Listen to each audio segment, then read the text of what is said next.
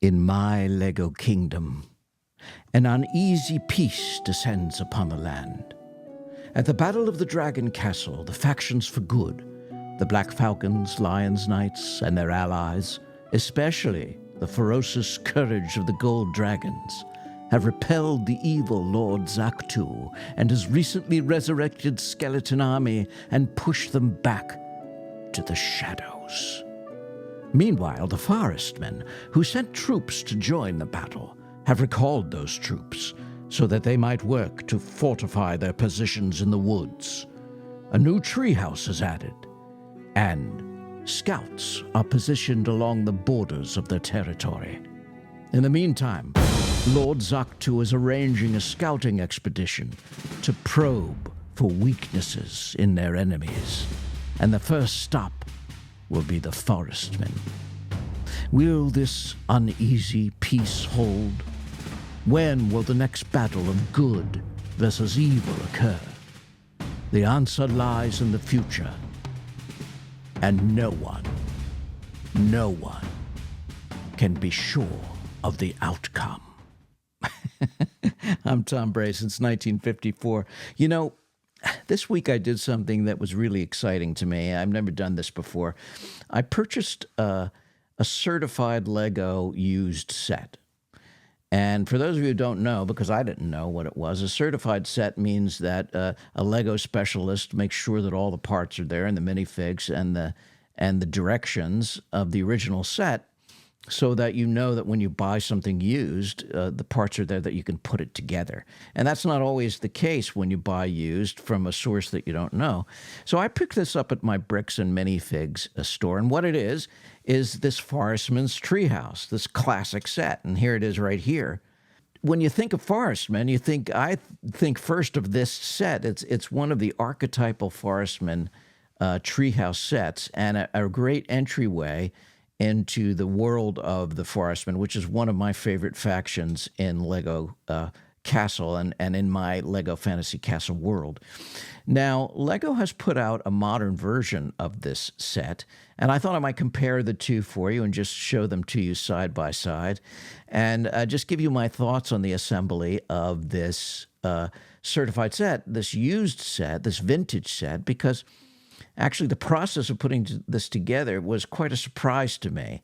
But first, let's look at these side by side. As you can see from the original, it's quite a bit different than the updated version. The updated version has a much more streamlined look. It has the tree branches are more articulated. They actually twist and turn. So you can see that as a difference right there. But the spirit is the same as the original Forestman treehouse that you can see here. Now, this is my second vintage Forestman treehouse set. I bought one exactly like this, but it was pre-assembled. And I wanted it as a display piece, and I saw it, and I saw no reason to take it apart. So I kept it as it is. And then when I saw this certified set, I thought, well, this will be nice, because then I'll have three treehouses, one of the modern versions, and then I'll have these two vintage versions. So let me tell you about putting this set together and kind of how I felt about this. First of all, I sorted the pieces by color to put together. And this was on advice of the manager of the Bricks and Minifig store, who has put together a lot of sets in his day, and said that because of the piece count of this set, I probably wouldn't have any trouble doing it that way. And I didn't. I found all the pieces just fine. There was no problem in looking for a gray piece, and there it was, and looking for a black piece, and there it was. That's basically the two primary colors in this set. Because there were not a lot of parts, I didn't have any difficulty doing it. Now, you may use another methodology, and it may be better if you have a larger set, but in my case, this worked just fine. Now, surprisingly, I found the old-style directions here exceedingly difficult for me to follow. And now, granted, that may just be because I'm an old guy and I'm not used to following these kinds of Lego directions. Remember, I didn't grow up and when I was in my prime, I wasn't building these particular sets that had this style of directions.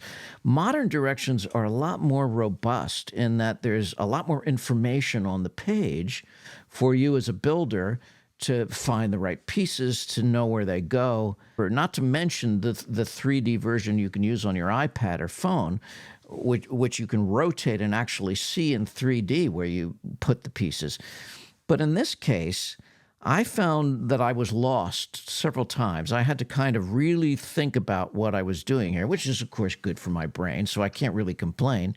But it was a little frustrating at times because I had to rebuild this in sections several times because I just could not make sense of the elevation. It didn't make sense where the pieces fit until it finally did. And so, I mean, I guess that might have been the vintage Lego experience.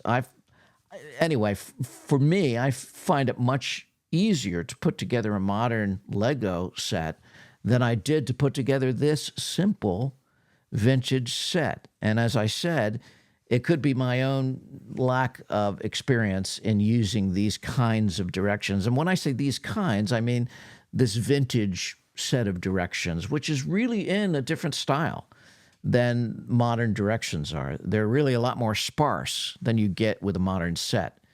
I also had to jerry-rig a piece of this set, and that's no fault of the original set. It's the fault of the vintage piece, which was warped. And, by rights, I probably should have taken it back, but I managed to make it work. I was kind of proud of myself. The span that connected two halves of one of the tree branches, trunks, was warped at the top, and where it would take two bricks side by side to join them together, I had to span the length of the warped piece and the regular straight piece and kind of flatten it down by spanning the expanse of it with a longer brick that would do the job. So I managed to make it work. I'm going to bring it back to my Bricks and Minifigs and show them what I did, because they really should have checked that part a little bit more carefully, I think, before they put it in the set.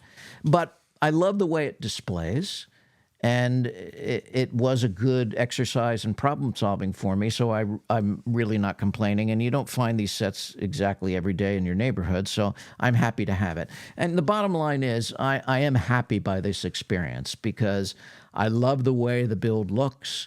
I think it fits really well with my two other treehouse sets. But my conclusion is that the modern build is much more satisfying. The updated parts, the articulated tree branches all serve to make this kind of a solid, robust set while staying true to the feeling of the original vintage set. And I think in the future, my days of building, vintage certified sets are kind of over. I've kind of scratched that itch, although I have to say I have one other set that I bought that's waiting to be built. So I will build that just to see if my experience is different with that. Maybe in getting used to building more of sets from this era, I'll find it easier than I did with this one. I think in the future that if I have the need for a vintage castle set, which I'm not sure I do because I have plenty of sets that scratch that itch right now, and I'm just enjoying my army building and everything else, that I just don't need to have vintage castle parts. But if I should want to, there are always those small builds that I did a video on. But if I wanted a full castle, I think I'd probably buy it already assembled, just like I did my first Forestman treehouse, because you can buy them already assembled. My Bricks and Minifigs has a couple in stock right now. And if I really wanted it for a display piece, there'd be no problem in just buying it already assembled. Then I wouldn't go through the frustration of working those older directions. But I think more importantly, if I have the need to have that kind of vintage set, what I'm really aiming towards is learning how to mock my own based on vintage designs, but with modern parts and modern building techniques. And that'll take some learning curve for me, which will be good for me. And so I look forward to kind of digging in with that. And I think I'll start small. I think I'm going to do a mock based on an existing set and kind of change it around just to get my feet wet with the idea of making my own creation. But how about you? Have you built a certified set? What has been your experience with building vintage sets with these kind of vintage style directions? I would really like to hear your opinions and what you've built and what your experience has been. And if you have any sets that you might recommend to me that I might have a better time with, I would also love to hear that. I just love hearing from you. Thank you so much for your support. And until next time, happy building. Bye.